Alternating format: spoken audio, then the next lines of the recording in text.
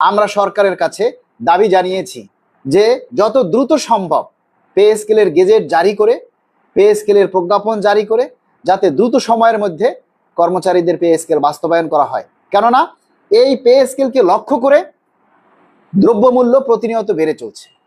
আমরা সেই দ্রব্যমূল্যের বৃদ্ধির হাত থেকে নিত্য প্রয়োজনীয় পণ্যের সাথে আমরা প্রতিযোগিতা করে আসলে আর টিকে থাকতে পারছি না। আমরা চাই দ্রুত সময়ের মধ্যে এই পে স্কেলের গেজেট যাতে জারি করা হয়। কেননা এই পে স্কেলটা জারি না হওয়া পর্যন্ত বিভিন্ন ধরনের মিডিয়ারা বিভিন্ন ধরনের গুজব ছড়াবে, বিভিন্ন রকমের তারা বিভ্রান্ত ছড়াবে, কর্মচারীদের মধ্যে অস্থিরতা তৈরি হবে, ক্ষোভের বহিঃপ্রকাশ ঘটবে, যেগুলি আমরা আসলে চাই না। আমরা চাই যাতে দ্রুত সময়ের মধ্যে পে স্কেলের দ্রুত প্রজ্ঞাপন জারি করা হয়। আজকে কিন্তু মাননীয় প্রতিমন্ত্রী মহোদয় বলেছেন যে আমি একটা সময় বলেছি যে 15,000 টাকা দিয়ে আসলে ঢাকা শহরে চলা যায় না, ন্যূনতম 20,000 টাকার একটা প্রয়োজন, যেটা আজকে মাননীয় প্রতিমন্ত্রী মহোদয় তুলে ধরেছেন যে কর্মকর্তা কর্মচারীরা যে দাবিগুলি করেছে সেটা যোগ্য এবং সেটার অনেক যুক্তিকতা আছে। আমরা চাই সেই যুক্তিকতা থেকে যাতে দ্রুত সময়ের মধ্যে আমাদের এই পে স্কেল বাস্তবায়ন করা হয়। আমরা শুধু একটা কথাই বলবো, পে স্কেল যেহেতু মাননীয় প্রধানমন্ত্রীর অনুমোদন ক্রমে মাননীয় অর্থমন্ত্রী মহোদয় মহান সংসদে ঘোষণা করেছেন পে স্কেল হবে হবে হবে, আজ নয়তো কাল। আপনারা কেউ অধৈর্য হবেন না। আমরা 11টা বছর অপেক্ষা করেছি, আমরা আর কিছুটা দিন অপেক্ষা করি। আমরা একটু সরকারকে সময় দিই। একেবারে অস্থির হলে তো চলবে না, সবাইকে যার যার জায়গা থেকে যৌক্তিকভাবে দাবিটা করতে হবে। আমরা আসলে দাবিগুলি করি না, আমরা দাবিগুলি করতে জানি না, এজন্য আমাদের এই অবস্থা। আমরা যখন দাবি করি তখন অনেকে আছে সেটাকে বাধা দেয়, প্রচার করা তো দূরের কথা, সেটাকে বাধা দেয় যাতে আমরা সফলভাবে সম্পন্ন হতে না পারি। এটা যদি হয় তাহলে কিভাবে আমাদের দাবি বাস্তবায়ন হবে? আপনারা যারা সাধারণ কর্মচারী আছেন, আপনারা যদি আমাদেরকে সহযোগিতা না করেন, আপনারা যদি আমাদের দাবির কথাটা প্রচার না করেন, তাহলে আমরা কিভাবে আমাদের এই কাঙ্ক্ষিত লক্ষ্যে পৌঁছাবো? সরকারকে তো বুঝতে হবে যে না, কর্মচারীরা অভাবে আছে, কর্মচারীরা সবাই মিলে পে স্কেলের দাবিতে ঐক্যবদ্ধ, এটা তো সবাইকে বোঝাতে হবে, তাই না? তাহলে আপনারা যদি সেই কাজটা না করে আপনারা যদি এই যে কি বলে আমাদেরকে উল্টা বাধার সম্মুখীন করে, তাহলে কিন্তু এটা আমাদের জন্য মঙ্গল বয়ে আসবে না। আজকে দেখলাম জুডিশিয়াল সার্ভিস কমিশন এবং পে কমিশন 2025 নিয়ে আরেকটি সুপারিশ প্রণয়ন কমিটির যেটা হয়েছে, সে কমিটিটা আসলে এই কমিটিটা আরেকটু যাচাই বাছাই করে অল্প সময়ের মধ্যেই এটা চূড়ান্ত সুপারিশ সরকারের কাছে জমা দিবে। সরকার সেটা মন্ত্রিসভায়, অর্থ মন্ত্রণালয়ের মাধ্যমে মন্ত্রিসভায় উত্থাপন হবে এবং মন্ত্রিসভায় অনুমোদন দিয়ে দিলেই কিন্তু আমরা ভেটিং শেষে প্রজ্ঞাপন আকারে পাবো। সেই হিসাবে আমরা সবাই একটু ধৈর্য ধরি, আমরা একটু অপেক্ষা করি এবং আমরা আমাদের সাধ্যমতো আমরা ঊর্ধ্বতন কর্মকর্তা, সচিব এবং মন্ত্রী মিনিস্টার যারা আছেন তাদের সাথে আমরা যোগাযোগ চলেছি, তাদের সাথে আমরা যোগাযোগ করছি, তাদের সাথে আমরা যোগাযোগ রাখছি। ইনশাআল্লাহ সামনেও আমাদের যোগাযোগ থাকবে। তবে একটা জিনিস, আপনারা কেউ অনিশ্চয়তা ভুগবেন না যে পে স্কেল হবে না। অবশ্যই পে স্কেল হবে, অবশ্যই পে স্কেল হবে, কারণ এটা মাননীয় প্রধানমন্ত্রীর অনুমোদনকৃত ঘোষণা।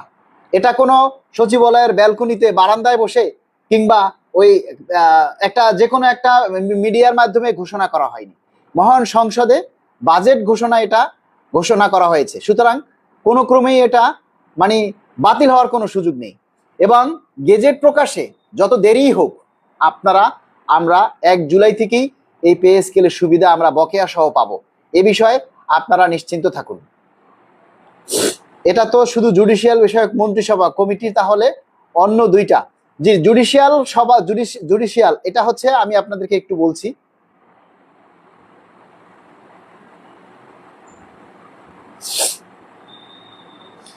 এটা হচ্ছে Bangladesh judicial service pay commission এবং 2025-এর এবং pay commission Bangladesh judicial service pay commission 2025-এর প্রতিবেদন সংক্রান্ত সুপারিশ। এটা কিন্তু পে কমিশনের না, এটা কিন্তু পে কমিশনের না, এটা হলো শুধু বাংলাদেশ জুডিশিয়াল সার্ভিস পে কমিশনের। এটা কিন্তু জনপ্রশাসন মন্ত্রণালয়ের অধীনের যে পে কমিশন সেটা নয়। সুতরাং এরা অল্প সময়ের মধ্যেই, এই জুডিশিয়াল সার্ভিস পে কমিশন অল্প সময়ের মধ্যেই তারা একটা চূড়ান্ত রিপোর্ট দিয়ে দিলেই হয়তো এটা মন্ত্রিসভায় অনুমোদন হবে।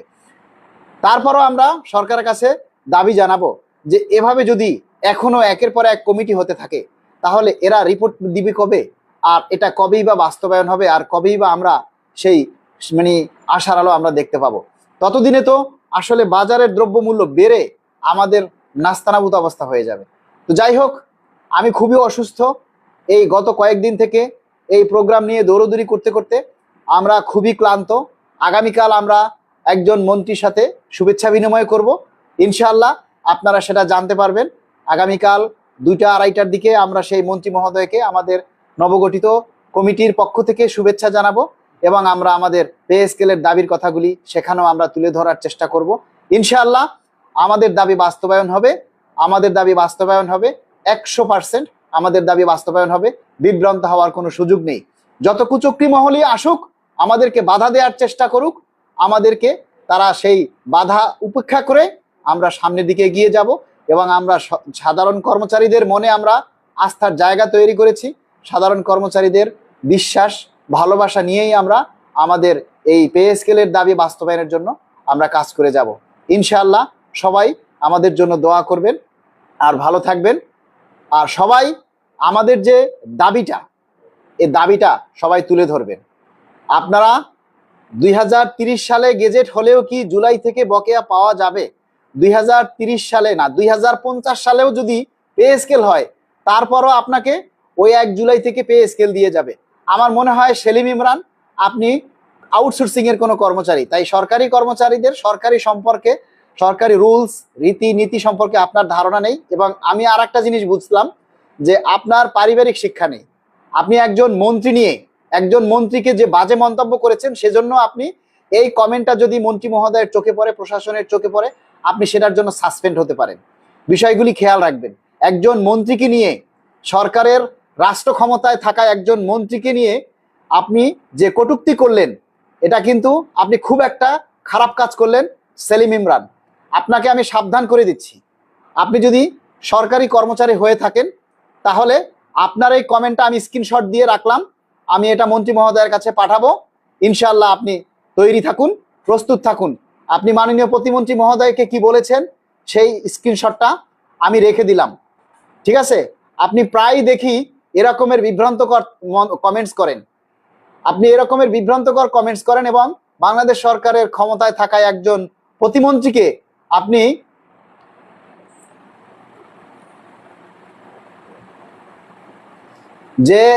আপনি যে ইয়াটা করলেন, ঠিক আছে, আপনি যে কমেন্টটা করলেন এটার স্ক্রিনশটটা সেলিম ইমরান সাহেব আমি রেখে দিলাম। এটা আমি ঊর্ধ্বতন কর্তৃপক্ষের কাছে পাঠাবো, দেখা যাক কি হয়। সবাই ভালো থাকবেন। আজকের মতো আমার লাইভটা শেষ করলাম।